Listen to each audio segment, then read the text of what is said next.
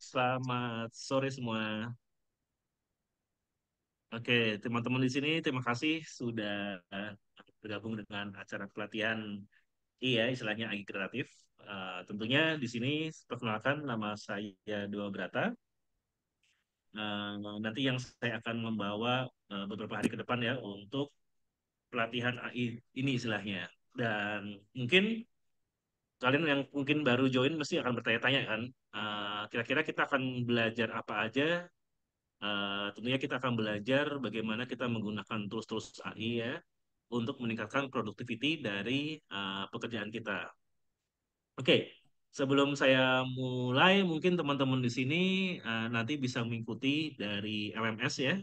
Bagi teman-teman yang masih berkendala di LMS, bisa ditanya di kolom chat untuk bisa dapat mengaksesnya dengan baik ya.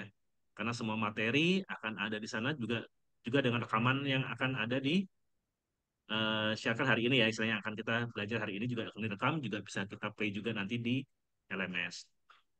Oke, mungkin tanpa memperlama waktu, kita langsung mulai aja kali ya. Oke, kan saya present di sini, saya coba share dulu.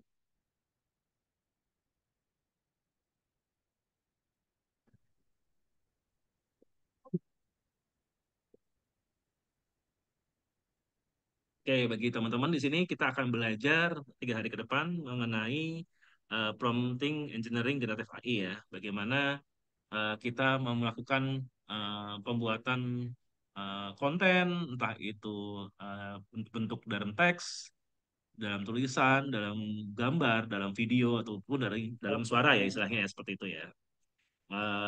Perkenalkan saya sebagai Head of Jura Coding. Sebelumnya saya juga pernah bekerja di bagian AI juga di Birolina, dan kemudian saya juga pernah menjadi Head of Bootcamp. Tentunya praktisi saya bukan hanya AI ya, saya juga belajar untuk mobile application, IoT, dan ya yang kita akan pelajari ini AI ya. Meskipun AI ini luas kan ya, dari ibaratnya toolsnya sampai kita membuat tools tersebut. Tapi untuk yang 3 hari ini kayak kita nggak akan mungkin kekejar semua ya. Mungkin kita akan mempelajari terlebih dahulu bagaimana kita bisa menggunakan tools-tools yang ada untuk meningkatkan efektivitas dan produktivitas pekerjaan kita sehari-hari. Oke, di sini kita awalnya harus mengenal namanya sebuah prompt engineering terlebih dahulu ya. Terus bagaimana kita bisa mengenal sebagai prompt engineering itu, frameworknya seperti apa cara kerjanya, terus kemudian strategi-strateginya, terus kemudian kita juga akan melakukan demo GPT. Harapannya apa? Di hari ini kalian sudah bisa menggunakan basic generative AI ya. Khususnya yang paling kita sering gunakan di kerjaan atau mungkin kalau kalian masih kuliah itu di dalam kerjaan sehari-hari ya, intinya ya seperti itu ya. Itu berupa teks terlebih dahulu ya sebelum kita masuk ke gambar, suara maupun video. Di sini kita harus tahu dulu ya, kenapa sih kita penting belajar AI itu sendiri. Jadi kita sudah tahu ya, mungkin kalau 2 tahun sebelumnya mungkin kita baru pernah mendengar ya, mulai booming lagi gitu kan soal masalah artificial intelligence ya istilahnya ya. Tapi kalau sekarang itu ibaratnya udah benar-benar menjadi kebutuhan ya, kebutuhan setiap orang yang akan bekerja ya kan, ataupun belajar. Ini jujur lebih sering digunakan mungkin zaman sekarang ya istilahnya ya. Jadi bisa kita pahamin ya, kalau prompt engineering ini sudah menjadi kebutuhan basic ya bagi setiap orang nanti untuk bekerja. Karena sekarang semua aplikasi sendiri sudah terintegrasi dengan namanya artificial intelligence ya. Ya, jadi prompt engineering ini kita harus mempelajari bagaimana sih cara nge-prompt yang baik, karena mungkin bagi beberapa teman-teman di sini saya sudah pernah coba Pak, tapi kok hasilnya jelek ya. Atau mungkin eh, saya sudah pernah coba tapi tidak sesuai dengan ekspektasi gitu kan ya. Sebetulnya nggak ada yang salah sih ya. Mungkin ini dalam seperti dalam kehidupan sehari-hari ya. Kalau kita salah bertanya, ya kita akan salah mendapatkan jawabannya, ya kan? Jadi dengan kita mengetahui bagaimana cara bertanya yang baik, istilahnya kan. bukan hanya kepada AI ya, kepada semua orang juga istilahnya gitu kan ya, itu pasti akan menghasilkan respons yang cukup bagus istilahnya atau baik sesuai dengan yang kita harapkan.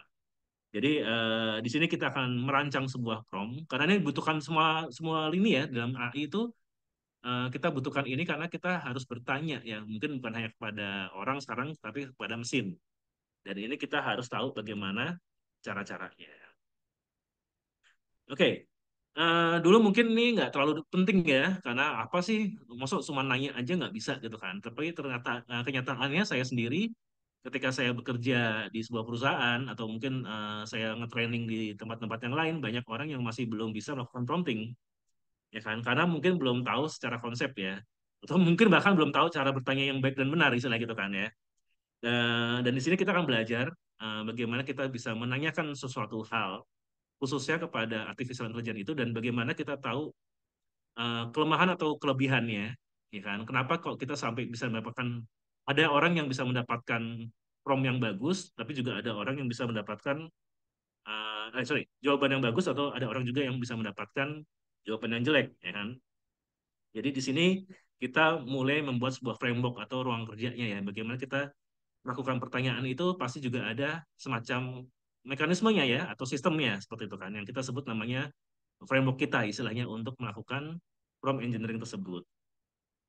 Jadi yang pasti harus terstruktur ya, ya kan. Kemudian tadi ya kita harus menyediakan konteks. Nah mungkin kita masih banyak yang belum kenal konteks ya, konteks itu apa. Terus kemudian langkah-langkah yang spesifik dan atau tugas-tugas yang cukup detail sehingga kita bisa mendapatkan apa yang kita harapkan.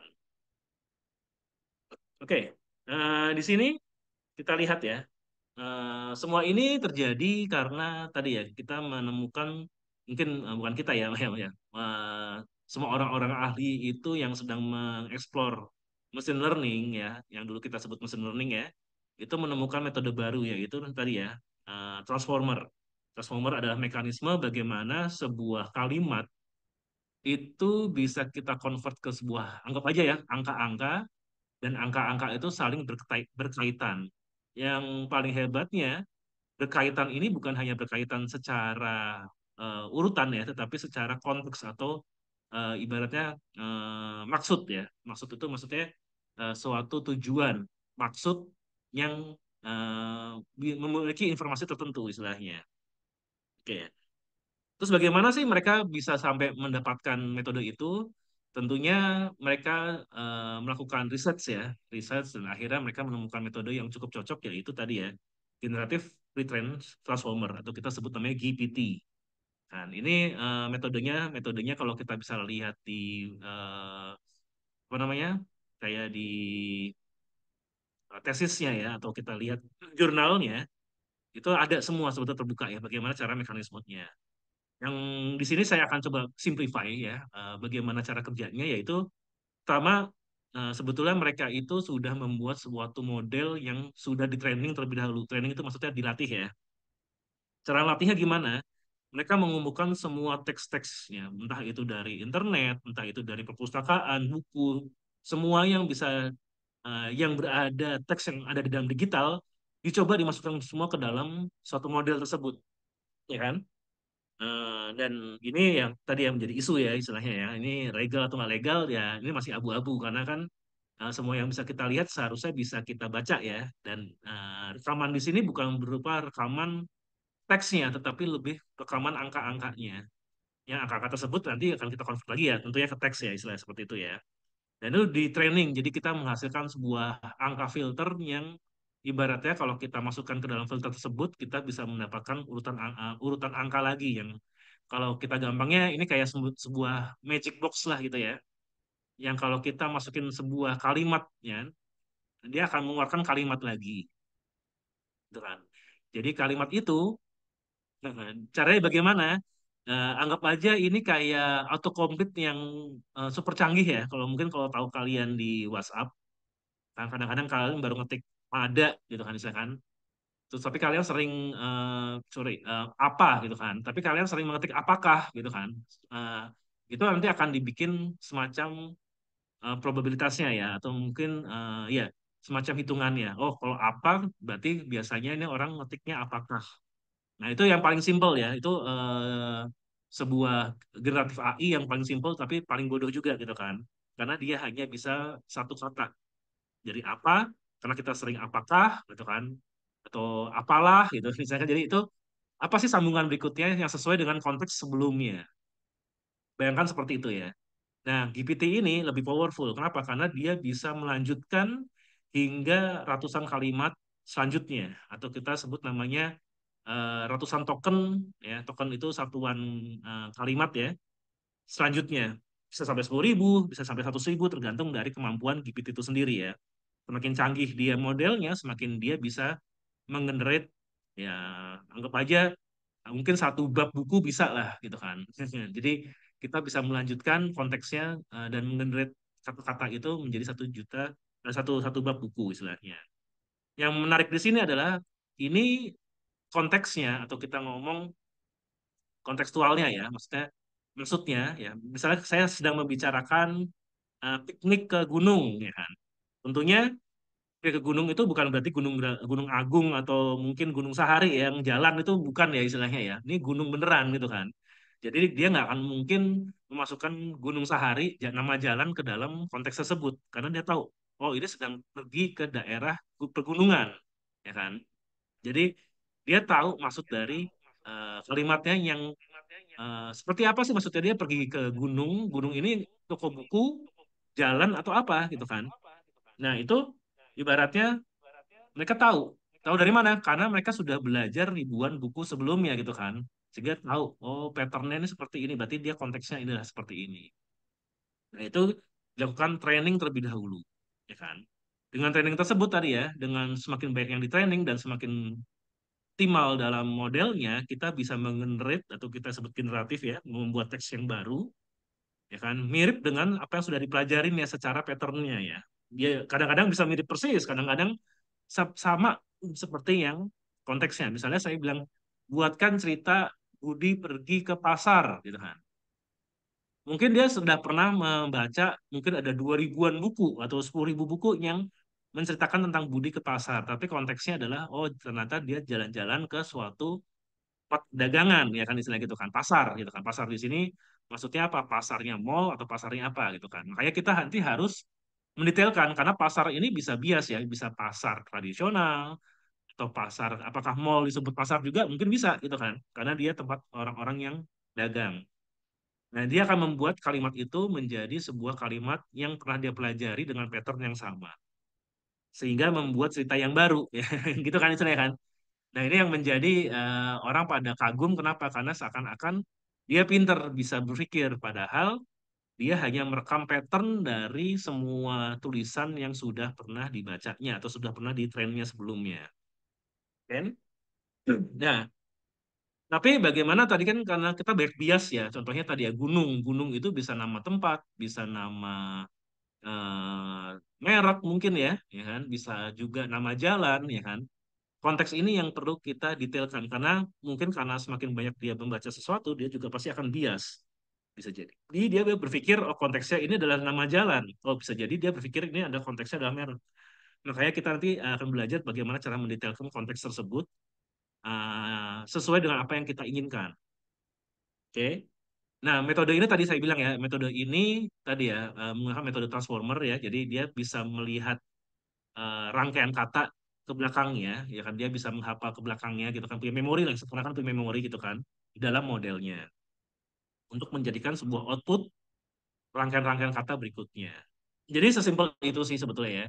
Jadi ini ibaratnya kalau kita ngomong statistik ya, ini sebetulnya sudah ada ya, kita kayak tahu, tahu pattern ya, misalnya kita ada namanya angka satu satu dua dua dua tiga tiga tiga empat. Nah, 5 ya berapa? 5 kalinya akan diulang berapa kali? Nah, bentuknya kan seperti itu ya. Karena kebiasaan kita melihat sebuah pola, maka dia akan mengikuti sebuah pola istilahnya. Gitu kan. Jadi itu ada rumusnya. Semuanya berujung ujung-ujungnya matematika semua ya istilahnya ya. Oke. Nah, ini yang tadi saya bilang ya, transformer ini ibaratnya yang menjadi breakthrough-nya ya. Nah, T-nya itu yang menjadi breakthrough-nya karena mungkin dulu orang sudah mencoba beberapa cara, tidak ada yang sebagus dengan metode ini.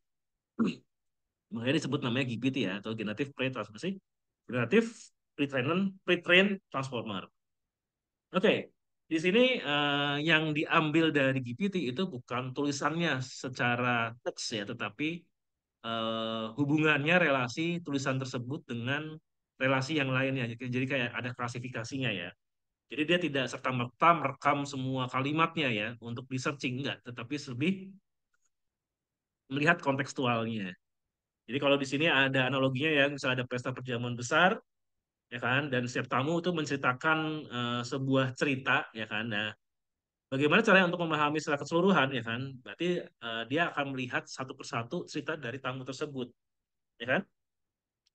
Terus kemudian kita mungkin tidak akan menghafal semua, tetapi dia akan merangkumnya menjadi informasi-informasi yang lebih padat, gitu kan? Bagaimana kok bisa? Nah, nanti itu karena berupa hitungan ya, kita kayak ibaratnya nanti bisa mengkompresi suatu informasi ke dalam hitungan tersebut. Sehingga nanti GPT tahu konteks-konteksnya, tahu relasi-relasi antar kata-katanya, dan tahu semua maksud dari apa yang dilatih ke GPT tersebut. Oke ya. Terus kemudian tadi ya, ketika kita tanyakan sesuatu, tadi apakah Budi pergi ke pasar, sedangkan tadi ceritanya adalah pergi ke pasar, oh iya, Budi sedang pergi ke pasar.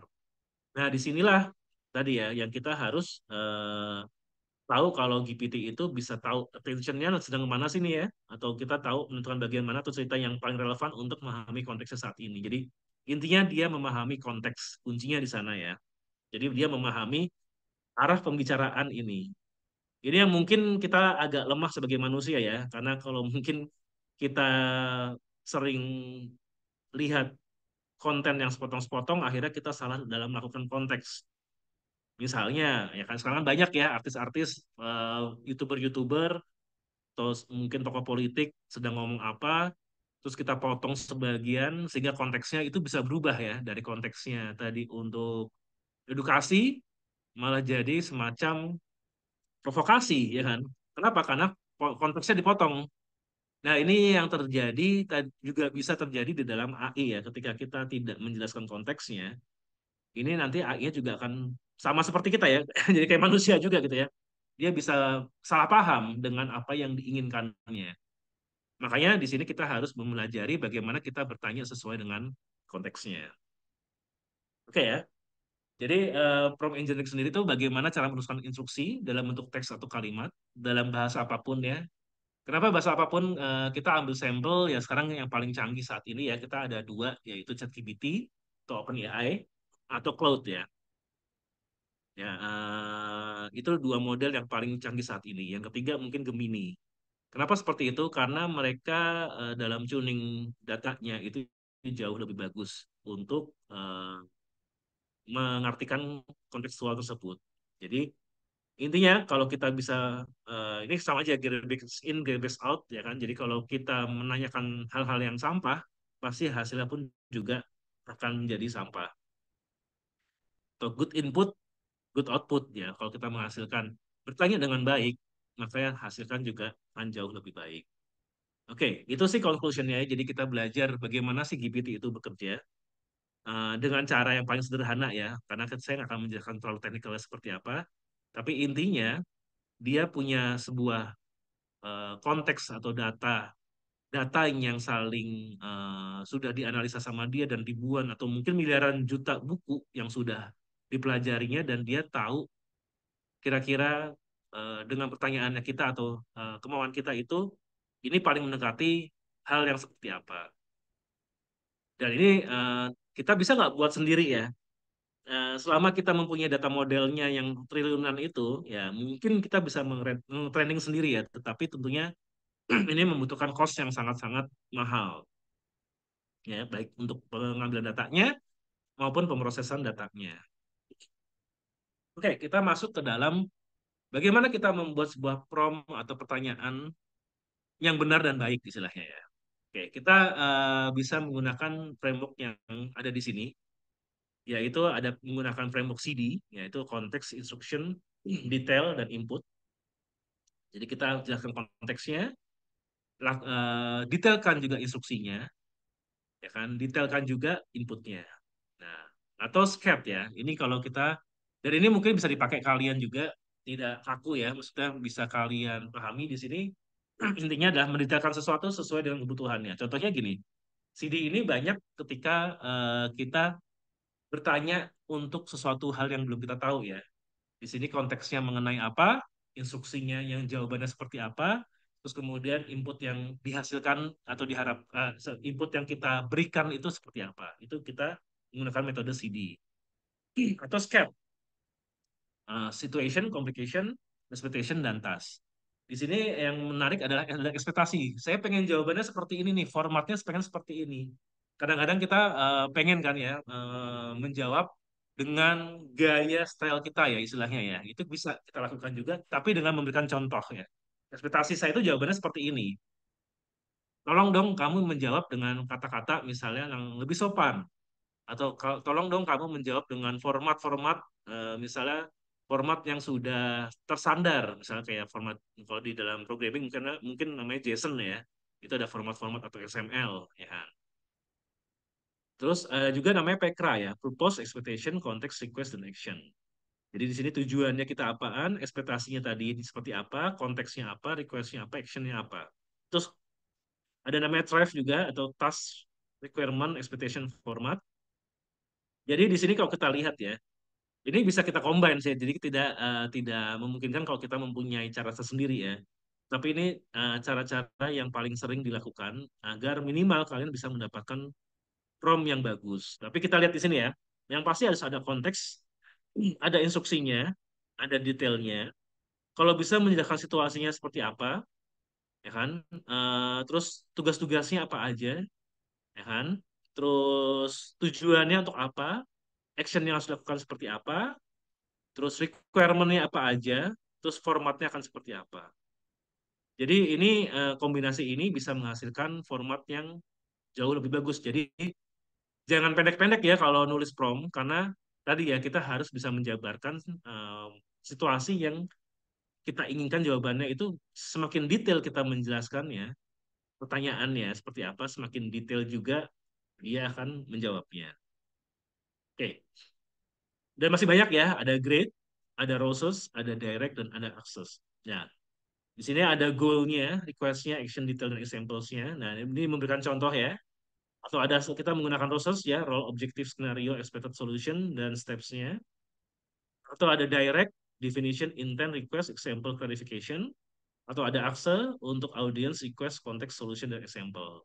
Nah, sebenarnya kalian nggak usah hafal ya, tapi kita pahamin aja tadi ya, ada beberapa hal-hal yang penting yang kita bisa lakukan untuk mendefinisikan hal-hal yang penting itu agar lebih detail. Oke, kita coba dengan beberapa ya, kayak di sini CD ya, ya kan? Jadi ada arti, nah itu sebetulnya maksudnya konteksnya, instruction dan detail dan input. Jadi di sini maksudnya apa sih? Contohnya, kita mau membuat sebuah masakan atau resep masakan lah gitu ya. Simpelnya seperti itu ya, membuat resep masakan atau kita mau membuat langkah-langkah untuk memperbaiki sebuah monitor. Di sini kita harus tahu dulu ya, apa yang mau kita lakukan? Konteksnya apa sih? Oh, memperbaiki. Jadi membuat komputer itu yang tadinya error jadi tidak error atau mungkin yang rusak jadi tidak rusak. Atau mau membuat sesuatu makanan. Nah, ini harus jelas ya, jangan sampai tidak jelas untuk promnya. Karena apa? Karena jangan sampai nanti makanan ini dia hanya menyebutkan informasi dari makanan, bukan step-stepnya untuk membuat masakan. Misalnya seperti itu bisa terjadi ya. Sehingga kalau nggak nyambung nih ya, karena mungkin pertanyaan kita bias, kan? Kelebihannya kalau menggunakan CD ini sendiri apa sih? Jadi kelebihannya adalah kita bisa detail dan fokus untuk membantu ChatGPT dalam memahami konteks permintaan. Jadi detail dan fokus ya. Jadi tidak lari kemana-mana si GPT-nya. Jadi tidak banyak jawaban-jawaban yang bias ya atau kita sebut namanya halunisasi ya. Jadi dia kayak menghayal gitu kan. Nah, contohnya gini ya, sebagai seorang guru, buatlah ringkasan artikel ilmiah ini untuk siswa SMP dalam 50 kata. Oke, jadi di sini ada konteksnya ya. Kamu sebagai guru nih, ya kan? Kamu bukan sebagai eh, apa ya? Bukan sebagai misalnya karyawan, kamu bukan sebagai orang expert, tapi kamu sebagai guru SMP, siswa SMP ya.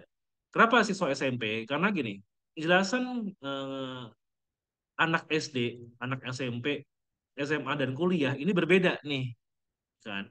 Mungkin kalau SMP lebih simple untuk mudah dipahami, apalagi kalau SD ya, gitu kan. Tapi pasti di situ juga tidak detail, tetapi lebih fokus bagaimana bisa menjelaskan ke level orang-orang yang ada di umur 15 tahunan. Ya, nggak terlalu analoginya tidak terlalu apa namanya ya, tidak terlalu kekanak-kanakan juga, tetapi cukup untuk menjelaskan meskipun tidak detail. Berarti kan di sini juga kita batasin juga ya, jangan kepanjangan 50 kata aja. Gitu kan. Ini susah loh ya. Kita kalau disuruh jawab gitu kan, tolong dong jawaban ini ditujukan kepada anak-anak bisa jelaskan ya kan mengenai misalnya apa itu UFO ya kan, kepada anak SMP dalam 50 kata. Ya susah juga kita mikirnya kan anak SMP kayak gimana ya. Apakah dia ada paham masalah-masalah tadi ya luar angkasa ya belum tentu gitu kan. Ya, berarti apakah butuh-butuh detail-detail ilmiah ya nggak juga gitu kan. Berarti kita harus merangkainya dan itu 50 kata. Tetapi ini bisa dilakukan ya. Kenapa? Karena tadi ya si GPT sudah mempunyai banyak pattern di situ. Mungkin dia pernah membaca ada orang yang menulis di artikel buku dengan pattern yang sangat pendek ya, tetapi cukup jelas gitu kan. Dia akan mencari similarity di situ dan mereka akan mencoba untuk mengenerate ulang kalimatnya istilah. Jadi itu kita kalau kita menggunakan CD ya atau SCAT. Di sini adalah situation, communication, expectation, task ya. Jadi kalau ini tadi kalau tadi fokus ke dalam permasalahannya kayak buat soal, kalau ini lebih ke langkah-langkah. Contohnya ya, situasinya nih, kita akan jelaskan kondisinya. Sekarang ini traffic sedang turun nih webnya, ya kan? Komplikasinya konten tidak menarik. Nah, harapannya apa? Saya pengen meningkatkan engagement, ya kan? Tugasnya apa? Membuat konten baru. Ya. Jadi di sini kita menceritakan dulu kan, saya punya masalah nih, traffic saya web saya menurun. Oh tadi kan kita nggak menjelaskan masalah kan ya. Kalau di sini kita menjelaskan masalah. Ini kita sedang turun traffic webnya. Berarti ini web traffic, ya kan? Terus kontennya kemungkinan besar saya pikir ini tidak menarik gitu kan. Berarti ini ada problem nih, ya kan? Tadi ya complication-nya tadi webnya tidak menarik kontennya. Terus saya pengen tolong dong ya kan tingkatkan engagement-nya dengan cara apa? Dengan cara tadi ya membuat konten yang baru yang lebih engage lagi.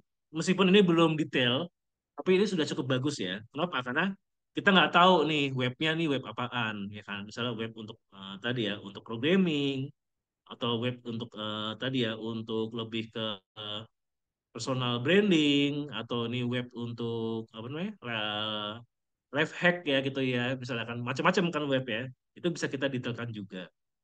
Tapi di sini hasilnya akan pasti berupa konten. Ya, atau PECRA ya. PECRA itu Purpose, Expectation, Context, Request, dan Action. Kalau ini lebih komprehensif lagi, lebih lengkap lagi ya. Jadi misalnya contohnya adalah meningkatkan keterampilan coding. Harapan rekomendasinya sumber belajarnya apa, ya kan? Rekomendasi sumber belajar. Jadi dia mau cari referensi ini biasanya orang-orang yang sedang skripsi biasanya bisa menggunakan PECRA ini silakan ya. Jadi saya pengen mengetahui lebih lanjut mengenai tadi ya rumus ini. Harapannya tolong dong saya minta sumber-sumber pembelajaran yang berkaitan dengan tadi ya permasalahan atau fungsi ini istilahnya. Tapi saya di salah satu juga kan, ini jangan terlalu expert juga ya karena saya belum paham. Kalau bisa sih cari yang dari mula, ya. Kayak saya pemula ya kan. Kalau bisa tambahkan juga daftar-daftar kursus yang kalian yang kamu ketahui istilahnya. Jadi di sini tentunya pasti dia akan memberikan daftar kursus dan artikel-artikel yang mungkin untuk level pemula ya kan akan dikeluarkan oleh dia si GPT-nya itu sendiri ya. Dan untuk informasinya sekarang GPT itu juga bisa berhubungan dengan namanya search engine ya. Jadi dia bisa mencari, memilihkan konteks yang paling oke atau dia mencari ngeprompt untuk search query-nya dengan query yang cukup bagus sehingga dia bisa menghasilkan tampilan-tampilan referensi yang sesuai dengan yang kita harapkan. Oke, to drive ya. Di sini ada task, requirement, expectation, dan format. Jadi di sini kalau tadi mungkin secara general, kalau sini lebih tugas-tugas yang lebih spesifik. Contohnya di sini ekspektasi dan format yang jelas. Berarti di sini ada suatu format output yang diharapkan, misalnya bentuknya chart, ya, atau dia misalnya bentuknya adalah tadi ya laporan table. Ya kan. Contohnya di sini adalah saya ingin menganalisis data penjualan, ya, untuk data penjualan Q4 2023, berarti sekitar November ya atau Oktober. Ekspektasinya apa? Saya pengen tahu berapa sih tingkat penjualannya, ya kan? Terus kemudian tolong hasil laporan tersebut, ya, yang berupa table atau berupa informasi tadi itu diekspor ke dalam format PowerPoint. Bisa nggak? Iya, kalau beberapa tools, contohnya kayak seperti ChatGPT atau Claude itu sudah bisa menghasilkan sebuah file ya, khususnya untuk ChatGPT. Jadi kita bisa meminta dia, kemudian nanti akan dibuatkan sesuai dengan format output yang diharapkan. Atau grade ya di sini ya. Ada goal, request, action, detail, dan example. Contohnya, goalnya adalah saya ingin meningkatkan penjualan online, requestnya adalah ide kampanye promosi, actionnya adalah rancang kampanye, detailnya adalah pasar target usia 18 sampai 24 tahun. Contohnya, dikasih contoh sama kita ya, kampanye media sosial sukses. Nah, itu kita kasih contoh judulnya seperti itu. Nah, ini ada contohnya juga. Jadi semakin kalian bisa memberikan contoh jawaban ke dalam OpenAI atau ke dalam LLM ya kita sebutnya large language model, model tadi kita sebutnya LLM, itu jauh lebih baik ya. Jadi berikan contohnya, ya kan? Ekspektasinya seperti apa sih? Jadi semakin kita detailkan ekspektasinya, itu pasti akan jauh lebih bagus, ya. Ada proses juga di sini kan, ada role-nya sebagai hampir mirip kayak tadi ya, ada manajer project, objektifnya adalah misalkan project tepat waktu, terus skenario adalah keterlambatan pasokan, ekspektasi solusinya adalah alternatif pemasok, stepnya adalah evaluasi pemasok, negosiasi dan adaptasi. Bisa nggak sih prompt ini? Bisa ya, tetapi mungkin tidak bisa satu prompt ya, tapi kita sudah melakukan prompt awal yang benar ya. Jadi jangan jauh-jauh sangat lebih membantu. Karena dengan prompt yang salah, tentunya dia akan bisa menjawab dengan jawaban yang tidak benar juga. Ini saya cepetin juga ya, karena penjelasannya juga nanti akan ada di PPT. Direct, ya, ada definition, intent, request, example, dan klarifikasi. Kelebihannya apa? Memberikan definisi dan klarifikasi yang jelas untuk menghindari ambiguitas atau halusinasi tadi ya. Contohnya bagaimana sih cara optimalisasi SEO? Intentnya apa? Tension ya. Maksudnya keinginannya apa sih? Meningkatkan peringkat halaman. Permintaannya apa? Strategi SEO. Contohnya adalah contoh-contohnya kita berikan juga. Ada akse ya. Solusi fisik hampir mirip juga kayak tadi ya. Tips pemasaran, konteksnya industri retail, solusi strategi pemasaran digital. Jadi banyak ya. Apa framework tadi itu mungkin kalau saya boleh milih yang sering saya gunakan juga adalah yang CD ya. Karena ini yang paling sederhana dan kayak kalau kita bertanya memang strukturnya akan seperti itu ya. Akan lebih menyerupai dengan struktur CD ya. Konteksnya, instruksinya, detail dan inputnya. Tapi tidak menutup kemungkinan kalian bisa mengcombine dengan mekanisme-mekanisme yang ada. Intinya semakin detail, semakin pertanyaan kalian itu jauh lebih bagus dan menarik istilahnya. Dan pastinya dengan pertanyaan yang bagus, kalian bisa mendapatkan output yang bagus juga. Seperti itu. Oke, tadi ya, CD itu ada intuitif, fleksibilitas, dan langsung. Ini sering sering dipakai istilahnya. Oke, ini aspek-aspek utamanya. Kalau tadi mungkin kalian susah menghafalnya, minimal kalian pemahamin juga nih ya. Pertama adalah harus jelas, harus detail. Ya kan? Instruksi yang jelas, tidak ambigu. Terus kemudian kalau ada referensi atau ada konteksnya kita bisa berikan juga. Terus kemudian jangan terlalu kompleks tugasnya. Misalnya tolong buat ini, terus kemudian ini, kemudian ini, kemudian ini jangan one shot juga ya. Jadi kalau kita bisa, kita jalanin dulu, nanti kita bisa request query ulang lagi istilahnya di situ kan. Untuk melanjutkan tadi ya, prompting sebelumnya. Jadi jangan one shot terus pikirannya, jangan sekali tanya pengen jawaban benar gitu kan ya. Kita harus lahan-lahan juga bertanyanya agar tidak ambigu nanti untuk menjawabnya ya, tidak terlalu simpel juga untuk menjawabnya. Nah, di sini yang paling menarik adalah berarti kita proses berpikirnya kita pun juga harus sedikit dirubah ya. ya kan? Jadi kita biasanya kalau nanya kan seenaknya ya kan? Nanya itu ibaratnya nggak ada juntrungannya. Tolong dong, gue nggak bisa ini, gitu doang gitu kan. Bingung juga gitu kan. Orang aja bingung kadang-kadang kalau tanya kayak gitu kan. Ini kenapa ya? Misalnya kalau kita ngomong program ya, ini program gue error kenapa ya? Nah, orang malas jawab ya. Kenapa? Ya karena tidak detail, ya kan?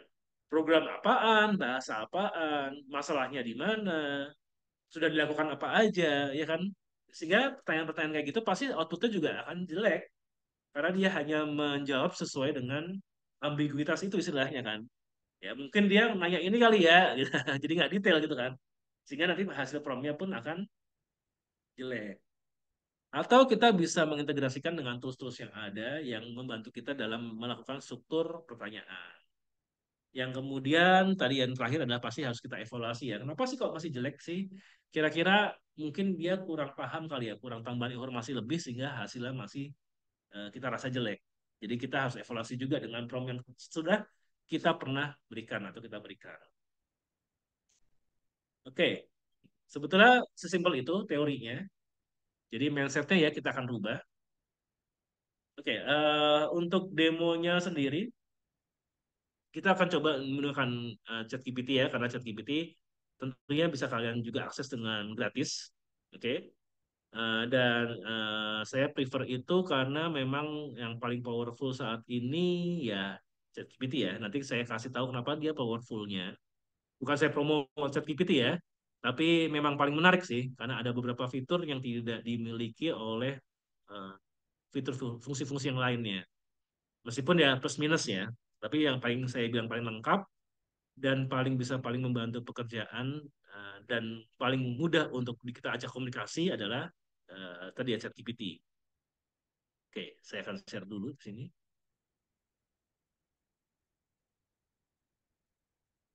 Oke, mungkin kalian sudah familiar juga ya, sudah pernah melakukan komunikasi dengan ChatGPT. Di sini modelnya banyak sekarang ChatGPT. Tentunya yang kita ketahui di sini kita ada namanya GPT-4o. Ini adalah model baru yang ya 3 bulan 6 bulan yang lalu ya dibuat karena kita tahu ya GPT-4 itu bagus tapi mahal dan lambat. GPT 3,5 terlalu jelek untuk menjawab pertanyaan-pertanyaan yang kompleks ya. Makanya tim OpenAI men-training satu model baru yang memang dikhususkan untuk pekerjaan-pekerjaan semi berat lah ya. Tidak terlalu mahal, tapi masih bisa menjawab pertanyaan-pertanyaan yang sukar dengan ekspektasinya lumayan lah, bagus gitu seperti itu ya. Ada juga GPT-4o for Canvas ini baru nih ya, ini masih beta saat ini. Ini gunanya adalah biasanya dikagukan untuk orang-orang yang suka ngoding ya. Karena di sini ada kanvasnya yang bisa kita atau sesuatu project yang bisa kita tuning di situ ya. Itu biasanya digunakan untuk para programmer. Atau preview ya untuk advanced reasoning ada mini kan ini lebih kecil daripada 4o ya ada GPT 4o mini ini biasanya paling murah ya dan tadi ya digunakan untuk pekerjaan-pekerjaan yang ringan tapi sering repetitif atau yang GPT-4 ya ini yang model lama yang cukup besar tapi juga bisa hal-hal yang kompleks pun bisa jawabannya juga bagus. Tapi saat ini GPT-4o itu sendiri sudah lumayan ya sudah bisa mencukupi dari yang kita ingin tanyakan. Oke, case-nya banyak di sini. Kita akan coba satu prompt ya. Di sini kita lihat kita menggunakan ChatGPT 4o. Di sini ada attach file atau kita mencari di web. Ya, maksudnya apa di sini? Berarti GPT sendiri itu ada keterbatasan yaitu semua model yang dia pahami adalah model-model yang sudah dia training. Terus kalau ada materi baru, materi silabus baru, itu gimana ya? Ya itu nggak bisa menggunakan defaultnya dia.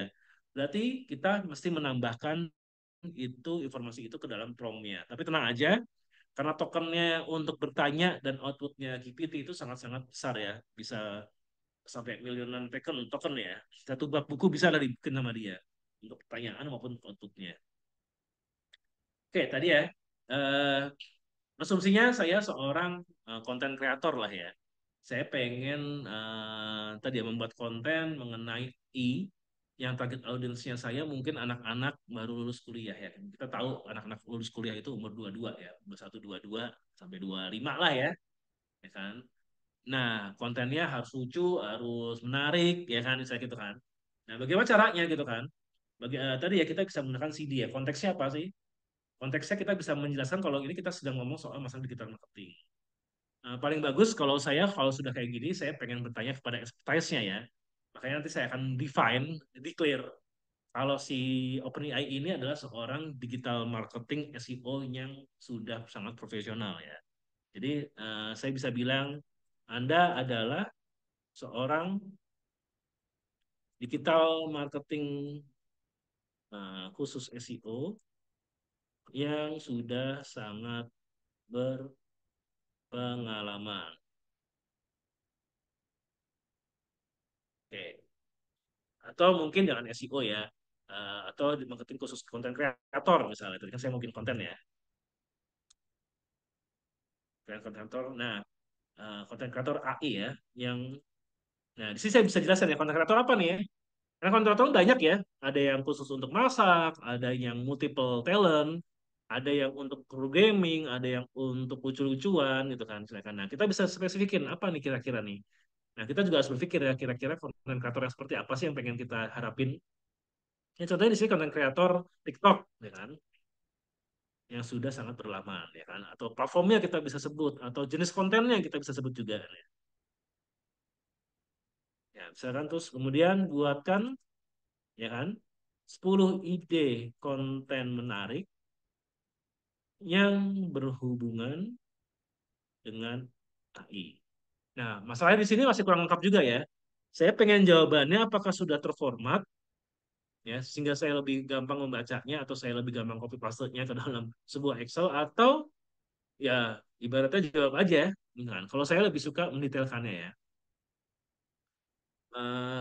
Saya lebih suka mendetailkan kenapa? Karena nanti pekerjaan saya jauh lebih mudah. Misalnya contohnya saya harus membuat storyboard gitu kan ya, yang ada dialognya, ya kan. Kayaknya kalau cuma dapat judul doang kayak kurang ya. Berarti saya harus mendapatkan sebuah dialognya ya. Dan konten ini kayaknya sih bentuknya ada yang carousel, ada yang video. Nah, saya mau mencoba mulai dari video dulu, misalnya. Ya, oke, saya akan jelaskan ya. Konten ini adalah konten untuk video Reels yang berdurasi salah 10 atau sorry 50 detik misalnya. Terus audiensnya siapa? Nah, selengkap itu ya. Jadi kalian nggak usah pelit-pelit dalam menjelaskan. Malah sedetail mungkin yang kalian akan jelaskan itu akan lebih impact-nya akan jauh lebih besar. Eh, Target audience adalah anak yang baru lulus S1 atau berumur 22 sampai 25. Belum nggak lokasi ya, misalnya lokasi Jakarta Selatan, nah, misalkan kita define ya, lokasi Jakarta Selatan, Indonesia. Nah, kayak gini apa-apa ya, kita coba untuk detail ini. Kita coba dulu ya, untuk promnya apakah oke, ya kan? Nah, relevan kan? Karena orang lulus kuliah pasti pengennya cepet cari kerja, ya kan? Atau set hustle ya. Kenapa pakai hustle-hustle gitu? Karena ini yang di Jakarta Selatan ya, dia akan membuat gaya bahasanya pun ya tadi ya jaksel aja gitu, campur-campur bahasa Inggris gitu kan istilahnya kan, gitu kan. Jadi sini ada opening, ada konten, ya, ada CTA-nya. Oke. Atau kalian mau lebih detail lagi ya kan? Kita pengen tertarik nih dengan konten yang pertama, kemudian kita akan bikin detailnya juga bisa ya.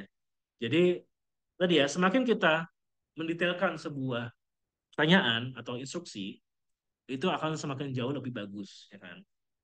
Karena tadi ya, pertanyaan yang bagus akan menghasilkan jawaban yang sangat-sangat bagus.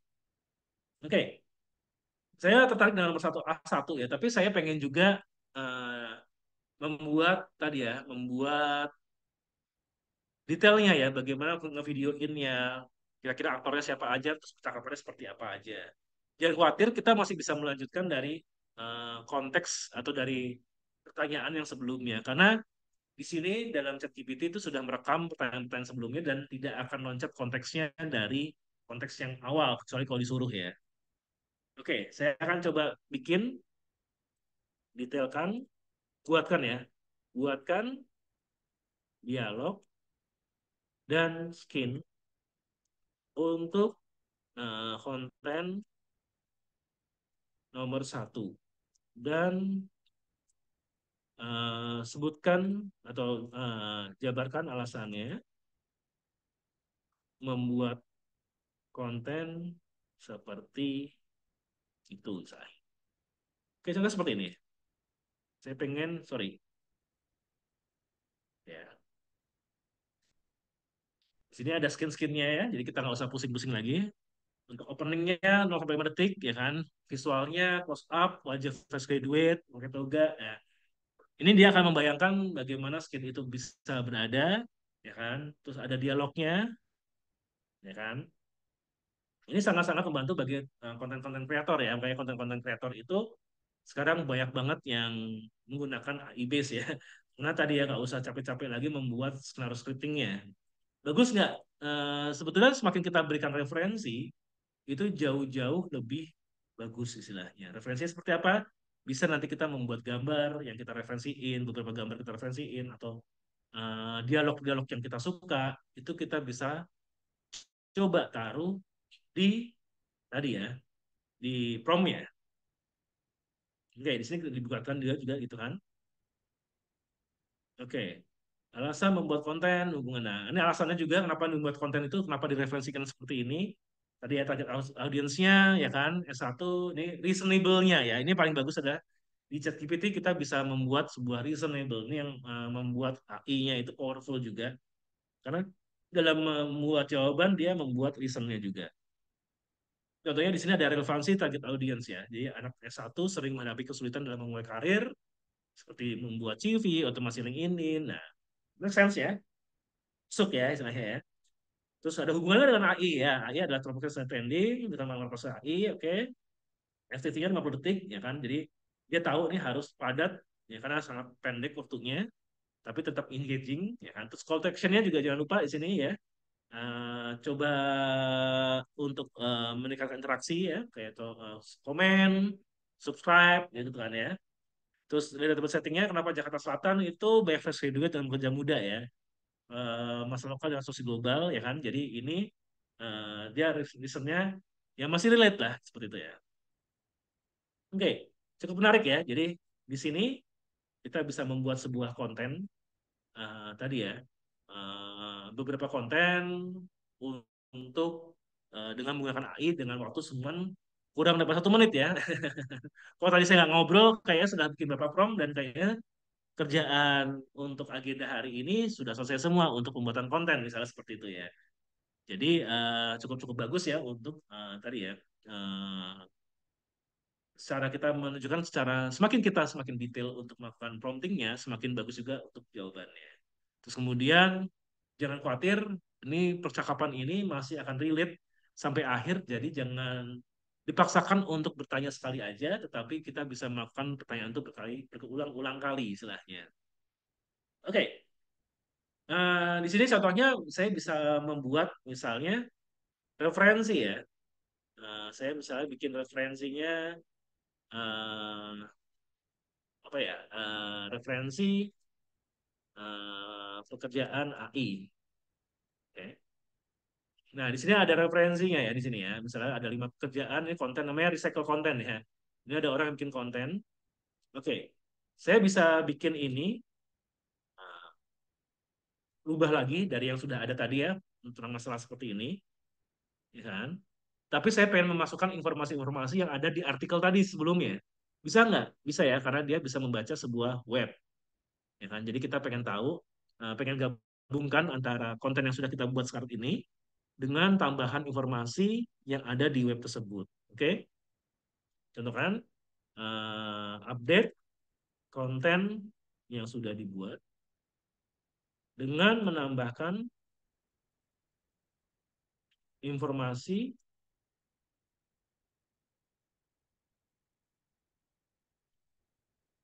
yang ada di dalam artikel web ini.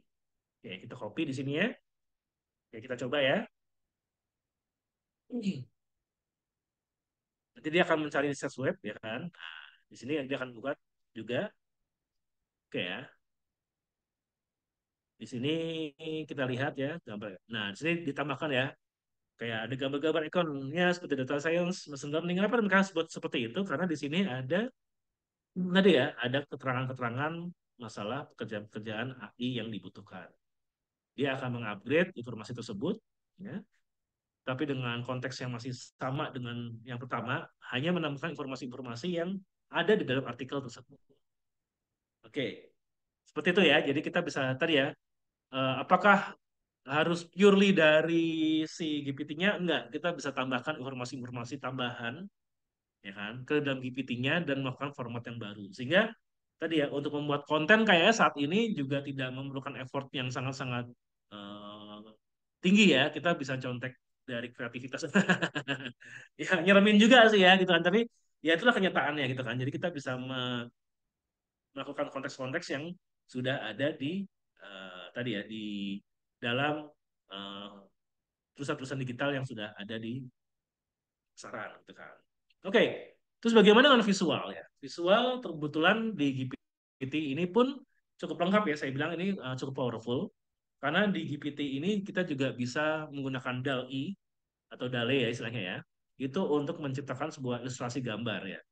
Contohnya di sini saya pengen membuat sebuah ilustrasi gambar cover untuk konten ini ya, biar saya tahu kira-kira komposisi warna apa yang ada di dalam konten tersebut ya. Biasanya komposisi warna juara coding misalnya ya, ini contohnya ya, kita lihat kalau juara coding itu ada warna yang baru ya, juara coding itu warna kuning ya, logonya warna kuning. Nah, contohnya seperti ini ya. Ini misalnya kita copy aja ya, save as. Oh sorry, ini gambarnya nggak bisa di copy ya. Ini logo juara coding ya misalnya. Saya masih pakai logo yang lama nih ya. Oke ya, contohnya seperti ini logo juara coding yang baru. Oke, kita akan save image as di sini. Ya, kita akan masukin ke juara coding. Oke, kita akan tambahkan ya di sini di downloadnya. Oke, logo juara coding ke upload. Nah, saya mungkin akan buatkan cover konten yang yang untuk apa sih konten cover sesuai dengan konten yang telah dibuat di atas, ya kan? Dengan memperhatikan color grading ya. Ini kita ngomong color grading ya. Sesuai logo referensi, logo gambar referensi yang diberikan.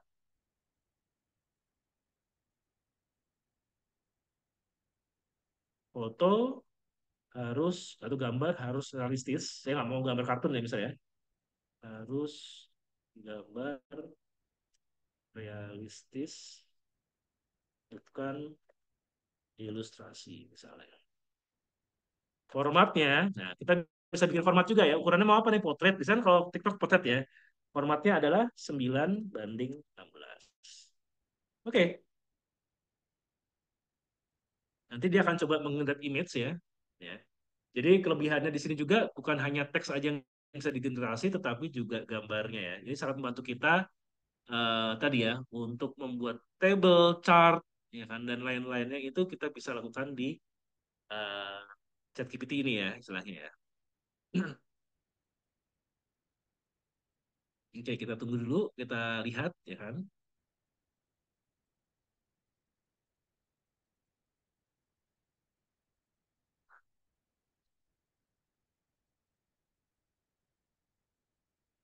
Oke, sambil menunggu, tentunya GPT ini sudah ada gambar, sudah ada referensi web juga, gitu kan. Jadi informasinya, kalau dulu kita bilang, oh GPT hanya informasi tahun 2023 aja nih. awal misalnya gitu kan ya. Sekarang kita bisa menambahkan informasi-informasi yang baru dengan melampirkan tadi ya informasi tersebut ke dalam sebuah prompt-nya. Jadi jangan khawatir tidak up to date ya istilahnya ya. Oke, ntar di sini oh kita coba refresh dulu ya. Pokoknya belum bisa tadi. Karena mungkin saya tadi minta yang realistis ya. Atau mungkin gambarnya tidak masuk gitu ya. Kalau nggak bisa kita pakai ilustrasi aja. Karena ada kelemahan sih ya di sini GPT mungkin ada kelemahan juga tidak bisa menampilkan gambar yang oh bisa ya di sini ya. Ya meskipun ilustrasi ya. Ya meskipun ini masih tidak tahu bagus tapi lumayan ya. Tapi sudah bisa membuat si apa namanya developer untuk sorry content creator untuk membayangkan kita akan mendesain seperti apa. Oke ya, ini contoh-contohnya ya. Tentunya nggak 100% perfect ya. Karena kan, tapi kita sudah bisa membayangkan ilustrasinya akan seperti apa sih. Kalau kita kurang menarik, misalnya buat, kalau saya, nih, ini saya bilang ya, desain cover ya, ini salah nih ya. Hasil jangan desain cover, ini benar-benar kayak desain cover, ya kan? Karena saya salah memberikan konteksnya. Sangkaan dia adalah cover buku, ya kan? Nggak salah juga sih cover buku jadi ya kan. Nah, saya akan revisi, masuk di sini, bukan cover buku, tetapi gambar pertama yang tampil di dalam konten TikTok tersebut. Kita boleh revisi ya, karena ini konteksnya masih salah tadi ya. Karena kurang detail, akhirnya kita mendapatkan gambar yang tidak sesuai ya. Di sini cover, karena mungkin cover, banyak orang main dengan cover buku, ya akhirnya dia membuat sebuah cover buku. Maksud saya adalah cover di sini adalah konten yang pertama kali atau gambar yang pertama kali muncul di dalam Reels atau di dalam TikToknya istilahnya seperti itu ya. Nah, jauh lebih bagus ya, itu kan. Di sini jadi sesuai dengan ada orangnya, ya kan, pakai baju kuning. Kenapa? Karena logonya juara coding itu adalah kuning dan merah tadi ya. Jadi orangnya pakai jas kuning, ya kan, tips to do duet, kan. Sudah logo TikToknya, ya make sense lah, ya kan.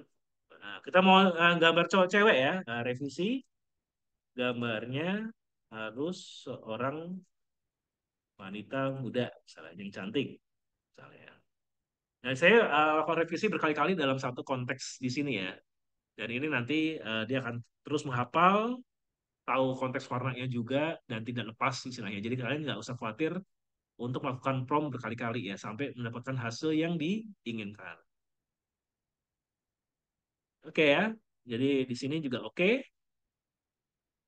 Nah, kita dapat ya di sini ya. Nih, masalahnya kadang-kadang programmernya, sorry maaf, desainernya marah-marah ini kayak susah juga didapetinnya ya. Tapi tenang, nanti kita akan belajar juga lebih detail bagaimana untuk membuat sebuah tadi ya desain yang lebih realistis. Dan ini cukup sebagai ilustrasi ya, tetapi kalau untuk realistis nanti kita punya tools-tools lagi untuk image yang jauh lebih realistis ya untuk mendapatkan gambar. Tapi seenggaknya kita sudah mendapatkan ilustrasinya terlebih dahulu. Oke, itu kekuatannya untuk di eh, prompting ya. Oke, ada lagi nggak kira-kira tools-tools yang bisa membantu kita ya? Tentunya tadi ya, kalau kita melakukan suatu hal yang berulang-ulang dan mungkin ini menjadi sebuah rutinitas ya, ada beberapa tools yang akan saya bisa ajarkan juga di sini, kayak misalnya tadi ya di ChatGPT, kita bisa membuat sebuah aplikasi ya. Contohnya tadi ya, ini kita selalu ngomong soal konten kreator ya. Jadi kita akan membuat sebuah aplikasi yang bisa mendefinisikan konten kreator dengan sekali prompt. Oke, gitu kan. Kita bisa membuat aplikasinya dengan menggunakan Create GPT di sini ya. Jadi kita bikin kayak semacam aplikasi. Dan yang di dalamnya itu sudah bisa kita tambahkan informasi-informasi tambahannya. Oke. Kalau tadi kita ngomong soal konten kreator, mungkin kalau teman-teman di sini ada yang sebagai marketing, kita bisa membuat sebuah produk knowledge ya. Dan di situ kalian bisa menanyakan apapun tentang produk tersebut. Di sini saya sudah nyiapin sedikit data ya. Sorry, maaf. untuk data konten ya. Oke.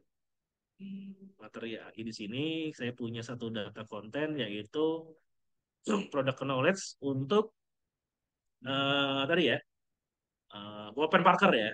Ini saya random aja gitu kan ya. Jadi kita bikin tools marketing untuk Parker. Jadi ada case biasanya ini kalau kalian bekerja sebagai legal atau sebagai orang yang suka mengurus SOP atau rules-rules yang atau mungkin kalian baca sebuah artikel kuliah atau kuliah kalian baca artikel gitu ya yang kalian malas untuk baca detail banget gitu kan atau mungkin kalian sudah baca tapi in detail mereka susah untuk cari-cari referensinya atau cari-cari konteks yang berkaitan. Contohnya saya dulu pernah bikin misalnya materi untuk eh, programming misalnya gitu ya untuk kita membuat sebuah aplikasi di React.js ya misalnya gitu kan ya. Dengan menggunakan framework yang baru ya kan. Nah, mungkin ada dokumennya tapi kadang-kadang saya kan suka males ya untuk membuat contoh-contohnya atau membuat soalnya. Nah, kita bisa menambahkan tadi ya informasi itu ke dalam sebuah GPT-nya. Jadi GPT mempunyai informasi tambahan.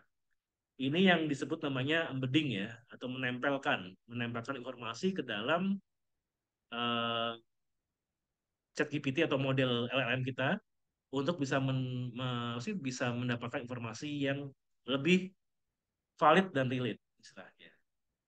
Oke, ada triknya. Sebetulnya GPT sendiri sudah dilengkapi oleh OCR ya. OCR itu berarti dia bisa membaca teks di sini menjadi sebuah teks berbasiskan teks ya, jadi purely teks yang gambar-gambar bisa diabaikan. Tapi kadang-kadang OCR itu ada yang berhasil, ada yang enggak.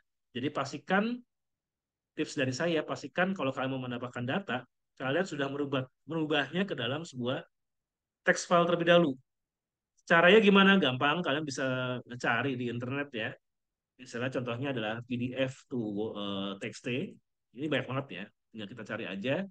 Kalian bisa convert PDF tersebut menjadi sebuah TXT. Ini jauh lebih efektif ya ketimbang kalian langsung upload PDF-nya. Kenapa? Karena tidak semua bisa di OCR ya, bisa diambil datanya. Apalagi kalau yang sudah atau yang kompleks ya, yang ada gambar-gambar background-nya itu susah. Tapi ada beberapa tools yang mampu ya, contohnya seperti ini.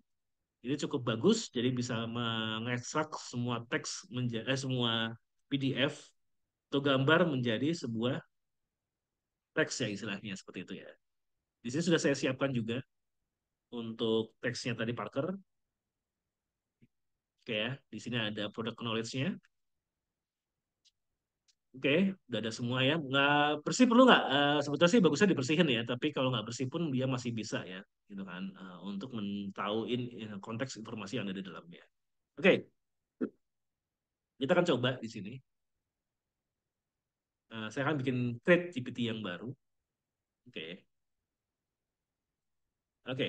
Di sini saya pengen bikin produk ini adalah si GPT ini adalah orang marketing marketer yang sangat fasih dan hafal dan dapat menentukan kira-kira bolpen apa yang cocok bagi si penggunanya berdasarkan dari umur, kerjaan, dan background latar belakang lainnya istilahnya. Oke, jadi nanti kita tinggal kasih tahu misalnya saya adalah orang trainer, misalnya berumur misalnya 30 tahun atau 40 tahun gitu kan. Background saya misalnya pendidikannya S2 atau S1, ya kan. Terus kemudian saya membutuhkan untuk tanda tangan misalnya kontrak kira-kira beberapa apa yang paling cocok untuk saya. Atau untuk saya orang arsitek, ya saya butuh pulpen yang presisi, tidak gampang luber, kira-kira apa yang bisa didapetin oleh saya. Tapi konteksnya nggak boleh terlalu hayal sesuai dengan produk-produk yang ada di dalam portfolio sendiri. Contohnya di sini kita punya beberapa tipe model ya. Ada Duovolt, Sonnet, Urban, IM, Jotter, Vector. Ya, ini ada tadi ya, ada sejarahnya, ya kan. Nah, ada kelebihan dan kekurangannya juga istilahnya. Oke ya, di sini juga ada umurnya, ya kan. Ya. Jadi di sini anggap aja kita males lah untuk ngapalin ini, atau mungkin kita membuat chatbot ya, misalnya ya, yang bisa menjawab tanpa harus berhayal atau halu ya. Jangan-jangan kalau kita nggak kasih informasi nanti dia halu. Contohnya kalau nggak percaya, contoh aja misalnya gini kan. Di sini ada Parker Sonnet ya. Sonet, sorry. Yang tadi umur apa? Marker ya, market 2 volt ya. 2 volt gitu. Misalnya saya tanya Parker 2 volt itu cocok usia berapa? Contoh ya, ini saya sebelum bikin bukunya ya. Sorry, bikin aplikasinya ya. Oke, misalnya saya tanyakan Parker 2 volt cocok untuk usia berapa? Nah, di sini dia cari di web ya sumbernya. Nah, tuh, dia bilangnya tidak ada batasan usia khusus ya kan. Kenapa? Karena dia mencari dari web ya kan. Dia mencari yang ada aja istilahnya kan, tidak spesifik. Berbeda kalau saya tambahkan upload ya, upload dari komputer di sini ya. Saya ambil di sini. Saya menurut menurut informasi terlampir Parker 2 volt cocok untuk usia berapa misalnya. Ya, lebih spesifik ya, sesuai dengan informasi yang ada di dalam tadi ya. Jadi ini ada, kita lihat di sini ya. Ketika saya cuma bertanya seperti ini, tanpa ada dukungan informasi yang kita berikan, tentunya dia akan mungkin halu ya, atau dia mungkin cari di web dan nggak ketemu. Akhirnya dia menjawab, ya nggak ada, ya kan? Bagi saya ini nggak ada nih usia-usianya gitu kan, karena dia tidak mendapatkan dokumen yang pasti. Berbeda ketika saya bilang sebenarnya ya, ini dari dokumen ini dua volt itu cocoknya buat apa nih Parker Parker dua volt cocok buat apa? Nah, dia akan menyesuaikan jawabannya dengan yang ada di dalam dokumennya, sehingga ini akan memperkecil biasnya ya, gitu kan. Nah, ini sangat berguna ketika kalian menciptakan sebuah chatbot nantinya atau membuat chatbot dengan menggunakan engine OpenAI, kalian harus memiliki data-data yang memang valid, ya kan? Yang memang valid, jangan data-data dari luar dari internet yang mungkin tidak valid sehingga nanti akan menimbulkan bias. Apalagi kalau masalah harga, ya kan? Harga itu sensitif ya kan, berarti data-datanya harus valid dan jelas. Oke, sehingga tapi ini saya akan membuat sebuah GPT khusus ya, sehingga saya tidak perlu mengupload ulang si dokumen tersebut. Caranya bagaimana? Caranya saya akan membuat sebuah aplikasi GPT ya, namanya GPT Marker ya. Sini saya bilang, saya kamu GPT ini merupakan seorang marketing, bertindak sih beraktor ya, berting, berperan ya, berperan sebagai marketing bolpen Parker yang profesional dan kata sih dan ucapannya sangat terstruktur dan menarik untuk didengar. Dia akan menjual produk sesuai dengan informasi yang ada pada file terlampir. Jika produk tersebut tidak ada, misalnya kita nggak mau landnya nggak, dia nggak mau hayal ya, jadi sesuai dengan produk aja. Tidak ada pada dokumen referensi, maka jangan menjawabnya, tetapi memohon maaf untuk produk tersebut akan ditanyakan terlebih dahulu ke kantor pusat misalnya. Oke ya. Anda akan menanyakan umur ya tadi kan, profesi dan hal-hal yang berkaitan dengan proses pemilihan Bolpen atau sih tadi ya bolpen yang paling tepat untuk customer. Oke, selalu sapa dan ramah terhadap orang yang bertanya. Bertanya. Ya, cukup panjang ya, tapi ini belum lengkap, harusnya lebih panjang lagi. Oke, kita coba upload datanya. Oke, di sini bisa kita configure juga ya. Namanya apa sih? Kita upload di sini. Nah, compatible Bismillah. Oke ya, di sini sudah ya. Oh sorry, kok hilang semua tadi ya itunya. Sorry, ini hilang semua tadi ya. Atau saya nulis di sini aja deh, instruksinya aja deh ya. Anda adalah seorang, jangan dari create sini, tapi saya langsung configure aja ya biar gampang ya. Kok tadi ada step by stepnya istilahnya ya. Marketing. Sorry, sorry, jadi saya ulang lagi nih. Marketer yang sangat profesional dan dalam menjual, dan semua ucapan yang ucapan penjualan ya enak untuk didengar dan yakinkan. Oke, Anda hanya memasarkan bolpen Parker yang ada pada file dokumen terlampir. Oke, kemudian selalu ramah dan sopan terhadap semua pertanyaan. Sorry, dokumen. Jika tidak, sorry, jika produk tidak ada pada file dokumen terlampir,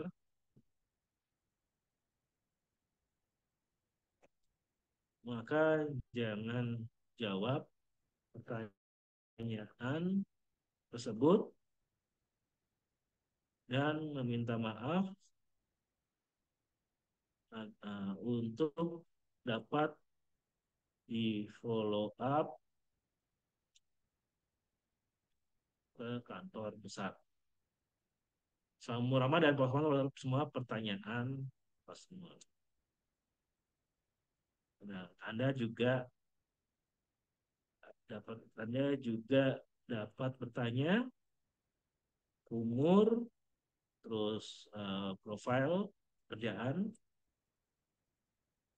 nah, atau profil yang dapat me, saya dapat apa ya istilahnya ya, hmm, memilih ya, dapat menjadi informasi sehingga mendapatkan tipe bolpen Parker yang paling cocok. Oke, seperti itu ya. Sini konversatornya adalah, halo, ada yang dapat saya bantu untuk memilihkan bolpen per. Oke ya. Kemudian sudah saya upload di sini. Nah, kita bisa pakai website dan email generator, nggak usah ya sini ya, website boleh. Terus sudah ya, kita coba create ya. Di sini namanya adalah marketing Parker ya. Menjual bolpen Parker. Oke, kita coba ya. Nah, di sini langsung pertanyaan kali ada. Kalau ada yang saya sempat membutuhkan, oke. Saya seorang pegawai swasta dan berumur 25 tahun. Oh, kira-kira model apa yang cocok dengan kebutuhan saya? Misalnya seperti itu ya. Kita coba previewnya dulu. Nah, di situ ada pakai sonet ya. Ya, Oke. Nah, di sini dia kasih pemilihan juga kan. Oke, saya suka warna yang elegan. Oke, misalnya. Dia akan akan bertindak sebagai tadi ya, sebagai marketing banget ya, gitu kan. Jadi eh, dia akan memilihkan ke saya pulpen-pulpen yang paling cocok ya, gitu kan. Kalau dia bisa lagi, apakah grafir? Ya kan, yang bersangkutan, ya saya pengen grafir, boleh, ya boleh, misalnya gitu. Jadi hal-hal kayak gini enak ya. Jadi kita buat chatbot itu eh, nggak susah ya kan, karena sudah kita bisa membuat robot sehebat ini. Oke ya, dia bertanya terus gitu kan. Terus kita kasih kasih ya dia akan bertindak sebagai marketing. Kenapa? Karena saya suruh dia adalah sebagai marketing dan ini kita bisa create ya, create ya kan. Saya update ya kan. Di sini saya update, oke. Sehingga nanti kita punya aplikasinya. Nah, ini menariknya. eh kita coba lihat di sini VGPT-nya. Ini sudah kita publish ya. Jadi nanti kita nggak usah capek-capek harus upload dokumen lagi gitu kan ya. Di sini kita bisa langsung bilang aja, saya butuh pulpen pilot. Nah, dia tadi ya, yang itu ya, nggak boleh dia jual sesuai dengan merek produk yang dilakukan. Oke. Kenapa? Karena pilot bukan pulpen Parker dan tidak termasuk dalam cantuman dokumen tersebut.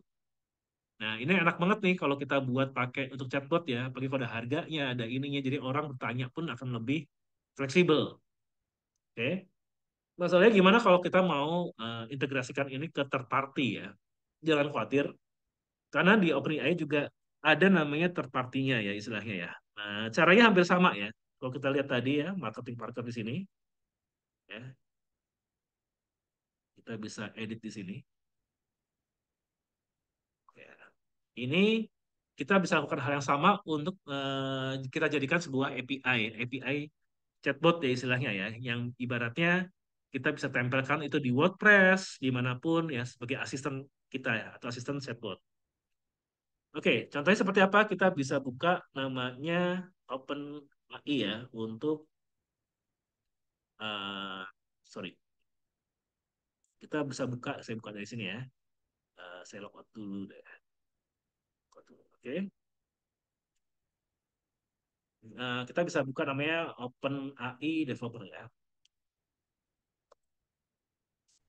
Oke, di sini ada OpenAI Developer ya. Kita bisa login.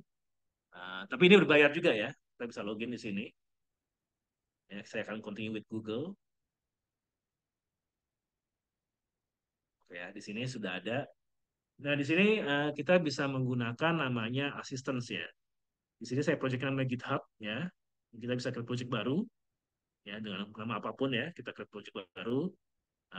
Terus kita bisa membuat sebuah AI ya di sini ya. Namanya adalah assistant. Ini seperti yang sama kayak tadi ya, kayak di create. Ya. Kita bisa create di sini untuk asistensinya. Di sini misalnya Mr. Parker. Ya. Instruction sistemnya kita miripin aja kayak tadi. Oke, kan? Modelnya GPT-4o, nggak usah pakai facets ya. Kita tambahkan datanya ya. Datanya kita tambahkan files. Facetsnya kita nyalain, kita tambahkan datanya. Upload. Oke, di sini tadi saya sudah bikin ya tadi ya, text filenya. Oke, kita attach di sini. Oke, nggak usah pakai get, response format, ya, teks ya, temperatur satu, oke ya. Oke, di sini kita bisa, halo, saya membutuhkan pulpen. Kita coba ya tes ya. Nah, ini kita menggunakan asisten ya. Ini biasa kita pakai untuk chatbot dan lain-lain istilah. Ya, sama ya seperti tadi ya. gitu kan. Gitu. Jadi ini biasa dipakai contoh. Caranya gimana? Kita bisa menggunakan nanti adalah OpenAI-nya ya untuk uh, key-nya. Ya, di sini kalau kita lihat di dashboard-nya, sorry, ya ada API keys-nya. Ini bisa kita buat ya, kita bisa create new script-nya di sini. Kita berikan nama misal tes atau apa gitu kan ya. Ini saya hapus aja misalnya saya nggak pakai ya. Saya revoke key aja di sini. Nggak pakai, kita bikin script key. Saya lihat sini ada tes open AI. Ya, proyeknya GitHub tadi yang saya bilang ya. Terus saya bikin script key-nya di sini. Nah, ini adalah script key saya istilahnya. Oke, terus bagaimana untuk buat aplikasinya biar cepat ya? Ini saya kasih tips lagi. Ada beberapa tools ya yang istilahnya kita sebut namanya low code atau tanpa coding ya. Contohnya di sini saya membuat sebuah flow ya. Jadi biasanya dipakai di orang-orang marketing ya, atau apapun lah, atau survei gitu kan ya. Jadi surveinya misalnya dari Google Form, nanti kita pengen analisa, terus sekalian kita rekomendasikan kira-kira penjualan atau mungkin kita jual kursus, makanan, apapun ya istilahnya ya, kita bisa langsung rekomendasikan kepada email tersebut ya. Terus ini ada versi free-nya dan berbayarnya. Versi free-nya yang berbayar itu yang paling gampang ya, itu namanya Zapier ya. Nah, kalian bisa ke Google aja ketikin Zapier ya. Jadi di sini untuk automation juga. Contohnya di sini saya akan membuat sebuah flow ya. Ini bentuknya adalah flow. Jadi saya membuat flow. Jadi orang isi Google Form, kemudian isian itu ketika masuk langsung dianalisa oleh OpenAI, ya kan? Kemudian OpenAI tersebut akan memberikan rekomendasi langsung mengemailnya. Nah, enak kan ya? Jadi semua orang yang dapatin Google Form bisa langsung dapat email dari kita, langsung kita rekomendasikan kira-kira bolpen yang paling cocok itu apa kan? Nanti kita membuat tiga flow ya, dari Google, dari OpenAI, kemudian kita lempar ke dalam sebuah email. Oke ya. Di sini kita bisa bikin ya, create aja baru di sini. Ya, kita bikin Zaps-nya. Jadi bisa bikin bot nggak? Bisa juga ya. Kita bisa bikin chatbot di sini ya. Dengan menggunakan OpenAI tadi istilahnya nih. Ya. Misalnya tadi kita mau bikin chatbot, bisa tes ya. Nah, kita bisa pakai engine-nya OpenAI. Atau kita membuat flow yang tadi juga bisa istilahnya. Nah, ini kita bisa integrate di WordPress dimanapun yang kita inginkan. Ya kan? Tapi ya tadi ada berbayarnya ya di sini ya. Di sini kita bisa pakai engine-nya, asistennya apaan istilahnya. Oke. Atau kita akan menggunakan tadi ya, menggunakan flow aja ya. Karena chatbot itu banyak kan ya. Kita bisa menggunakan flow di sini. Oke. Di sini saya akan bikin triggernya. Triggernya itu dari Google Sheet ya. Oke, saya tunjukin dulu Google Sheet-nya di sini yang sudah saya buat. Google Sheet. Oke, saya pengen open. Ya, opennya di mana ya? Saya biasanya ada tanah. Docs Parker. Nah, ini saya harus buka di Docs Parker. Saya buka dulu ya. Saya lupa naruhnya di Drive ya. Biasanya saya ada Docs Parkernya ya di sini. Nah, kita lihat ada nggak Google Form-nya ya. Oke, sebentar, saya lupa di sini Parker ya. Parker. Parker. Nah, di sini ada questionnaire Parker ya. Oh, sudah ada responnya, sorry. Banyak respon, sorry, sorry. Form ya. Nah, ini Google Form ya. Sorry, bukan Google Sheet ya. Google Form namanya. Questionnaire Parker. Nah, di sini ada email, materi pena apa, kegiatan apa, faktor utama, month dan years-nya. Oke, nanti kita tanyakan sesuai dengan di sini. Kemudian di kuesioner ini kita coba integrasiin ke Zapier tadi ya. Oke, kita integrasi ke Zapier. Saya menggunakan Google Form. Form. Ada nggak di sini? Nah, Google Drive, Docs, Google Sheets. Kalau tidak ada, kita kasih form ya. Aduh, ini ketang. Ke itu ya, ke tutupan, sorry. Form. Google Forms ya di sini ya. Oke, Google Formnya yang mana nih? Ya kan? Kalau kita lihat di sini adalah kalau ada new form, new atau update response ya, atau new form ya. Oke. Terus kemudian kita akan configure di sini. Formnya form yang mana nih ya? Contohnya di sini saya akan menggunakan form questionnaire Parker. Oke, continue. Terus saya akan tes di sini, tes trigger. Oke nggak? Oke ya, bagus. Oke. Sudah ada 3 respon sebelumnya ya, sesuai dengan tuntutan. Oke, continue with selected record. Oke, nggak apa ya. Oke, ya ya. Di sini kalau ada form baru, new form response, ya kan? Nanti dia akan ngapain nih ya? Oke, actionnya apa? Di sini saya akan tambahkan action lagi di sini untuk menggunakan opening eye ya, istilahnya. Ini ketutupan terus, sorry maaf. Saya akan menggunakan opening eye, ya di sini ya, opening eye. Oke, actionnya apa nih ya kan? Saya akan bikin bisa custom action, ya kan? Ya, kita atau standard action ya. Di sini kita lihat di sini, OpenAI standard action-nya adalah kita akan ke convert text trace bukan, create translation, summary test, API request, search embedding. Oke, kita bukan ini, classification, step moderation. Bentar. Summary text ya, atau send prompt, to open dan generate compression ya, send prompt ya. Oke ya, kita akunnya kita ganti di sini. Kita bikin akun baru ya dengan menggunakan API key yang tadi kita pakai ya. Kita sudah punya. Oke, API key yang ini kita copy aja. Oke. Reconnecting, sorry.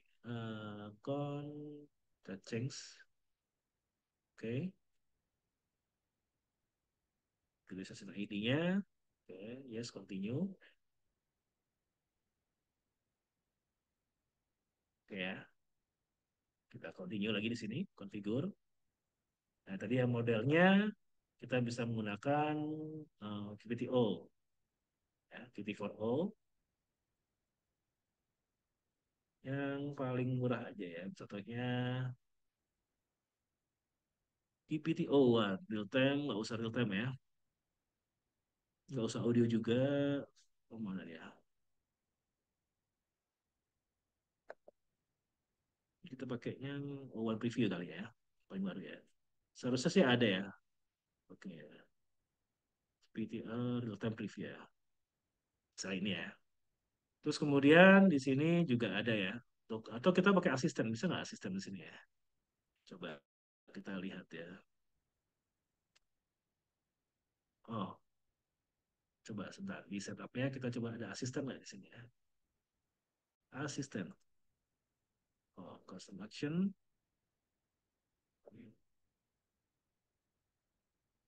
Oh, ini kalau ini untuk action ya. Jadi kalau action itu berarti ada flow lagi ya usah ini. Sorry, maaf, bukan ini. Masih bener sih Sunprom ya. Check moderation.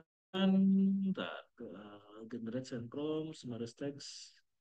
Selesai begini gimana. Open AI-nya bener ya. Enggak berubah soalnya. Enggak. Open AI. Oh ya bener. Oke. Sunprom, change, configure. Promnya kita gunakan prom ini ya. Kita gunakan prom.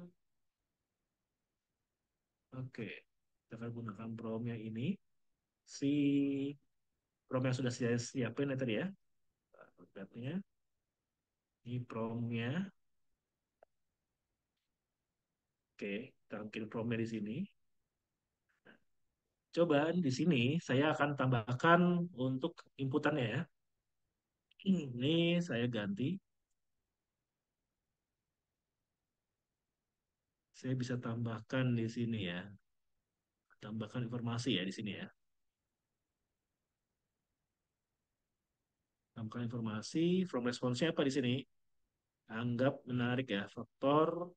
Nah, di sini kita bisa lihat ya, responden email, masukkan tanggal lagi, kita faktor utama yang pertimbangkan, misalnya eh, desain material ya. Oke, sorry, bukan di sini. Saya tambahkan di sini desain material, kegiatan di sini, kegiatan apa, terus kemudian ambil pena mewah di sini. Hmm, faktor utama, oke, faktor utama ya, faktor utama. Terus yang kemudian tanggal lahir ya. Oke, nah, di sini responden email. Nah, sini email ya. Email, respon email. Email ya. Nah, seperti ini ya. Oke, seperti itu. Oke, kita bikin continue.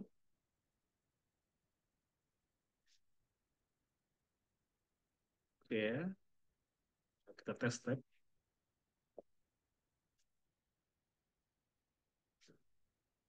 Oke, ini model is not completion ya. Oh, sorry. Modelnya di sini kita ganti ya. Oke, modelnya mana tadi ya? Bukan real time preview ya. Uh, GPT-4. GPT-4. Oh, real time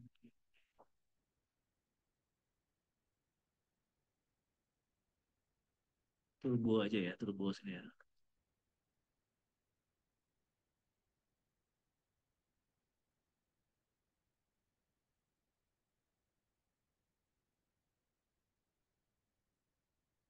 Oke, dia sedang mencoba untuk prompt. Oh, nih apa nih? Completion endpoint, chat completion endpoint. Nah, chat modelnya juga nggak support ya ntar. Chat modelnya completion ya, turbo instruct coba ya. Sorry, kita step. Modelnya kita cocokin ya dengan model yang paling cocok ya istilahnya ya. Oke ya, sudah ya. Oke, sini udah jadi jawabannya nih kan.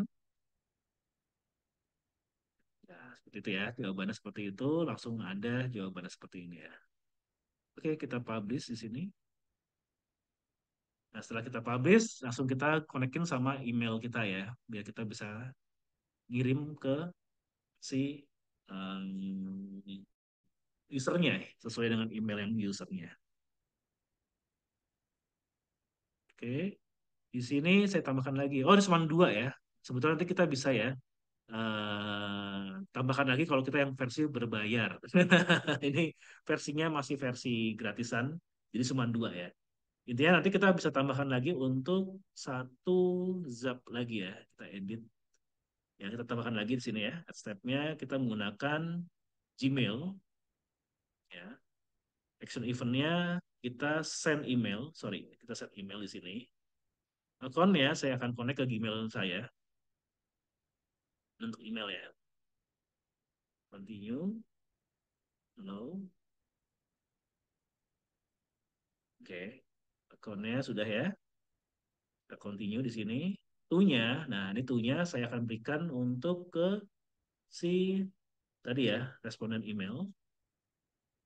Sisinya nggak usah, from-nya di sini dan Dewa Brata, from name-nya Dewa Brata. Ya, reply to-nya nggak usah, subjeknya adalah misalnya tadi ya, masih apa ya, rekomendasi,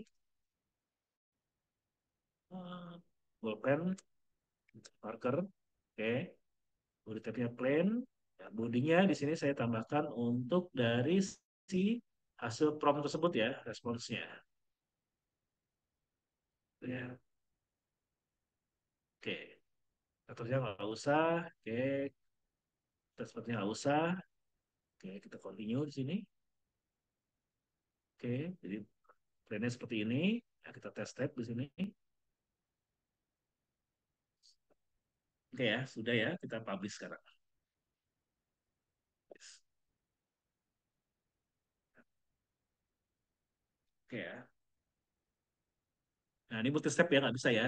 Tapi seharusnya nanti kalau kalian berbayar tuh bisa seperti ini ya. Nanti kalau kalian buka di email, ya nanti akan ada tampilan tadi ya,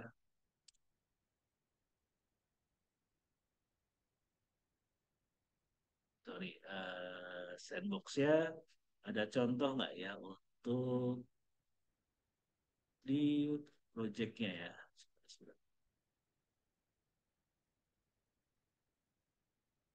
Kan promotion, kan ya kita lihat di spamnya coba ada nggak? Oh, belum ya, belum dijalanin ya. Karena tadi ya istilahnya ya, ini masih terbatas untuk tadi ya, untuk prom berikutnya. Tapi oke kalau kalian berbayar nanti, seharusnya nanti akan muncul emailnya istilahnya. Oke ya, kita publish saya belum soal saya publish saya belum bisa soal di sini. Jadi kita nggak bisa publish. Tapi kalau kita tes di sini, harusnya sih nanti sudah ya. Tes stepnya di sini, dia akan ke Raja Mobile sini, akan email ya dari si Oke, kurang lebih seperti itu ya untuk yang apa namanya uh, automation flow-nya, sehingga kalian nanti bisa gunakan itu di berbagai macam tempat ya, bisa di WordPress kalian atau di tools-tools kalian gitu kan, atau kalian membuat codingan juga dengan menggunakan bantuan OpenAI itu bisa dilakukan juga untuk tadi ya, membuat sebuah AI yang bisa membantu kerja kalian. Tapi intinya promptingnya harus benar terlebih dahulu karena kalau prompting tidak benar itu pasti akan menyusahkan dan membuat kendala dari si prosesnya. Oke, mungkin sampai di situ dulu. Kira-kira kalau teman-teman yang ada ingin bertanya, silahkan bisa saya coba bantu untuk menjawabnya ya. Oke, thank you. Silakan kalau ada pertanyaan ya.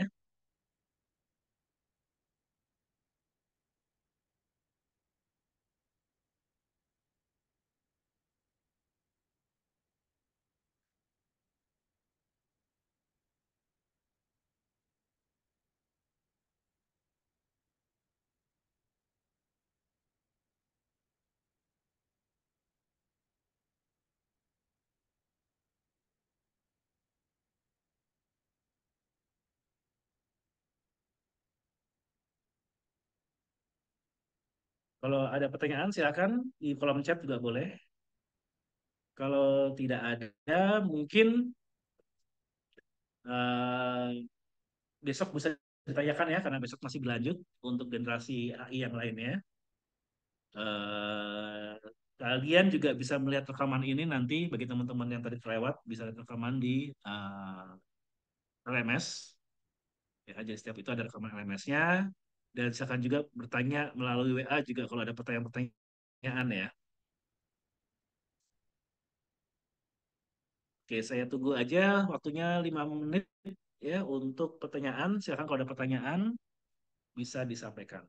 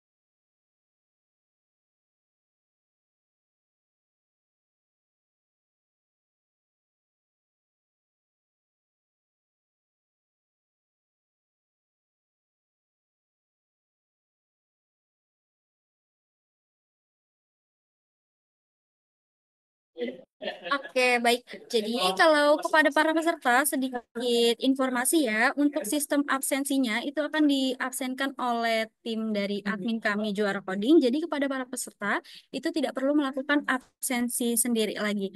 Mungkin Pak Dewa jika sore ini tidak ada yang ingin ditanyakan lagi, kita tutup saja untuk kelas AI generatif sore ini ya.